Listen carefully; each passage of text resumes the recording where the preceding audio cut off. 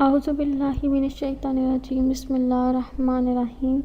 شروع خدا کا نام لے کر جو بڑا ہی مہربان نہایت رحم کرنے والا ہے۔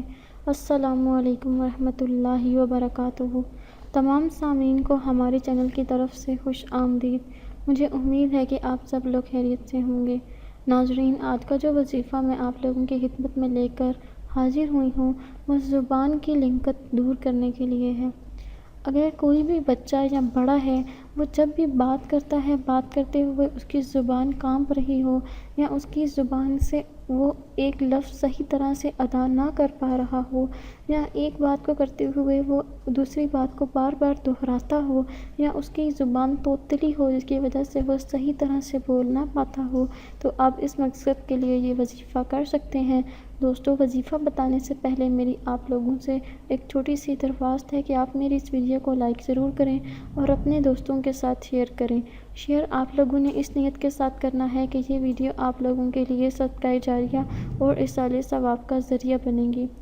دوستو، آپ نے یہ وظیفہ کیسے اور کب کرنا ہے اس کے بارے میں آپ کو اب آگاہ کروں گی۔ اگر کسی بچے کی زبان میں لنگت ہے اور وہ بات کرنے میں اٹکتا ہے یا بات کرتے وقت اس کی زبان پھرتی ہے، تو آپ نے عرق گلاب میں زعفران کو حل کر کے پاک کاغذ پر سورہ بنی اسرائیل کو آپ نے لکھ لینا ہے، اور آپ نے پانی سے گھول کر روزانہ اس بچے کو آپ نے پلانا ہے، یا متاثرہ شخص خود بھی وہ پانی پی سکتا ہے۔ تو کچھ عرصے کے بعد اللہ تعالیٰ کے فضل و کرم سے بچے کی جو زبان کی لنگت ہے وہ ختم ہو جائے گی اور وہ صحیح طرح سے بات کرنا شروع ہو جائے گا۔ اس کے علاوہ اس کے جو دوسرا عمل ہے وہ آپ نے کیسے کرنا ہے، آپ نے فجر یا مغرب کی نماز کے بعد آپ کسی بھی وقت یہ عمل کر سکتے ہیں۔ اللہ تعالیٰ کے حضور حاضر ہو کر آپ نے اول و آخر ایک مرتبہ درود شریف پڑھ لینا ہے، اور اس کے درمیان میں آپ نے سورہ تین 21 مرتبہ پڑھ لینی ہے، اور آپ نے متاثرہ شخص کی زبان پر اس کے منہ پر آپ نے دم کر دینا ہے، یا آپ نے اپنے منہ پر ہاتھوں پہ پہلے آپ پھونک مار لیں، اس کے بعد آپ وہی آپ کے جو ہاتھ ہیں آپ نے ان کو منہ پر پھیر لینا ہے۔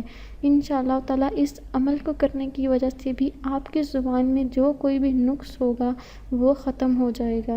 دوستو، اگر آپ کو آج کا وظیفہ پسند آیا ہے تو کمنٹس میں اپنی رائے کا اظہار ضرور کریں۔ انشاءاللہ تعالیٰ آپ سے پھر ملاقات ہوگی بہت جلد۔